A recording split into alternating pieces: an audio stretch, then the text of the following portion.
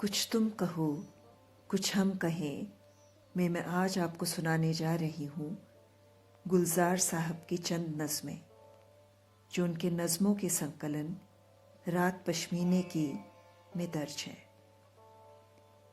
शायद आप इस बात से परेशान होंगे कि मैं रह रहकर गुलजार साहब की लेखनी को ही तवज्जो देती हूँ। इसका कारण बस इतना है कि गुलजार साहब की लेखनी मेरी रूह को सुकून देती है, शायद कुछ उसी तरह जैसे जनाब अहमद नसीम काज़मी की लेखनी गुलजार साहब को देती है। जनाब अहमद नसीम काज़मी की नज़मों के बारे में गुलजार साहब कुछ इस तरह लिखते हैं।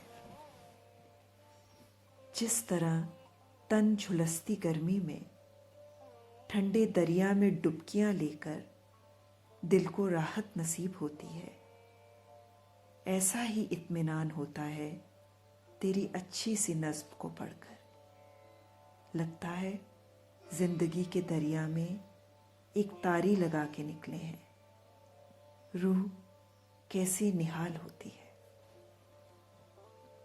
गुलजार साहब की कविता नज़्में आदि पढ़कर कुछ ऐसे ही इत्मीनान का आभास होता है, कुछ ऐसे ही रूह निहाल हो जाती है।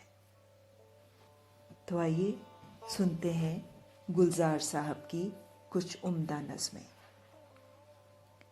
जो पहली नज़्म मैं आपको पढ़कर सुनाऊंगी उसका शीर्षक है ये सात रंगी धनक। ये सात रंगी धनक कौन चढ़ के साफ करे, हजार जाले लगे हैं स्याह लगती है।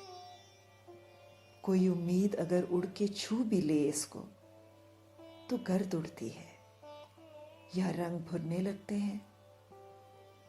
फलक खुला था तो सोचा कि धूप निकलेगी, ये दाग दाग उजाला भी छट ही जाएगा।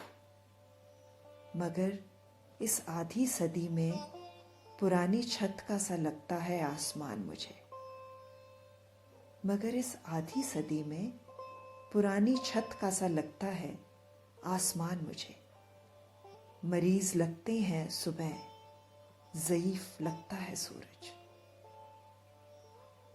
दरख्त इतने गिरे हैं पुराने और घने, परिंदे डरते हैं शाखों पे तिनके रखते हुए।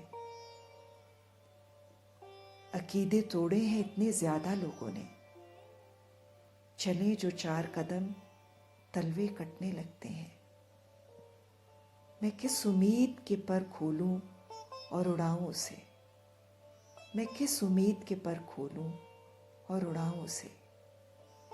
ये सात रंगी धनक कौन चढ़ के साफ करे। ये नज़्म पढ़कर एक टीस उठती है।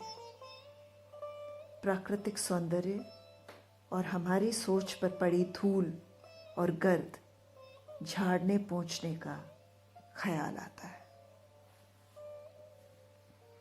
जो दूसरी नज़्म मैं आज आपको पढ़ के सुनाऊंगी उसका शीर्षक है किताबें। इस नज़्म में गुलजार साहब कुछ इस तरह अर्ज करते हैं।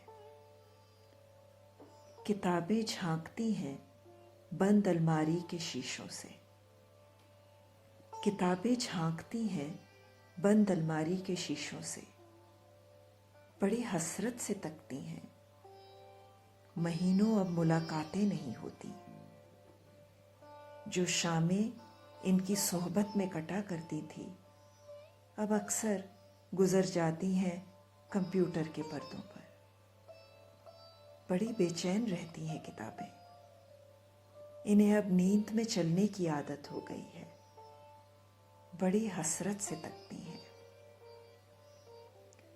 जो कदरें वो सुनाती थी कि जिनके सेल कभी मरते नहीं थे, वो कदरें अब नजर आती नहीं घर में। जो रिश्ते वो सुनाती थी वे सारे उधड़े उधड़े हैं। कोई सफ़ा पलटता हूँ तो एक सिसकी निकलती है। कई लफ्ज़ों के माने गिर पड़े हैं, बिना पत्तों के सूखे टुंड लगते हैं वो सब अल्फाज। कोई सफ़ा पलटता हूँ तो एक सिसकी निकलती है। कई लफ्ज़ों के माने गिर पड़े हैं, बिना पत्तों के सूखे टुंड लगते हैं वह सब अल्फाज। ये नज़्म आज की पीढ़ी की कहानी बयां करती है, जो कंप्यूटर्स और मोबाइल फ़ोन्स में इतनी मसरूफ़ हो गई है कि किताबों से नाता बिल्कुल टूट गया है। अब मैं आपको गुलजार साहब की 2 छोटी छोटी और नज़में पढ़कर सुनाऊंगी। एक का शीर्षक है बीमार याद और दूसरे का शीर्षक है ज़ेरॉक्स। बीमार याद में गुलजार साहब कुछ इस तरह अर्ज करते हैं।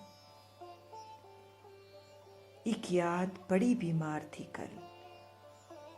कल सारी रात उसके माथे पर बर्फ से ठंडे चांद की पट्टी रख रख कर एक एक बूंद दिलासा देकर अजहद कोशिश की उसको जिंदा रखने की। पौ फटने से पहले लेकिन आखिरी हिचकी लेकर वह खामोश हुई। पौ फटने से पहले लेकिन आखिरी हिचकी लेकर वह खामोश हुई। छोटी सी बात की है गुलजार साहब ने, पर उसमें कितनी गहराई है। ज़ेरॉक्स में गुलजार साहब कुछ इस तरह कहते हैं। ज़ेरॉक्स करा के रखी है क्या रात उसने, हर रात वही नक्शा और नुक्ते तारों के, हर रात वही तहरीर लुढ़कते सैयारों की, असरार वही अफसों भी वही, हर रात उन्हीं तारों पे कदम रख रख के यहाँ तक आता हूँ। आकाश के नोटिस बोर्ड पे क्यों हर रोज वही टंग जाती है। ज़ेरॉक्स करा के रखी है क्या रात उसने, ज़ेरॉक्स करा के रखी है क्या रात उसने। रात का वही पहलू बार बार देखकर गुलजार साहब शायद उकता जाते हैं।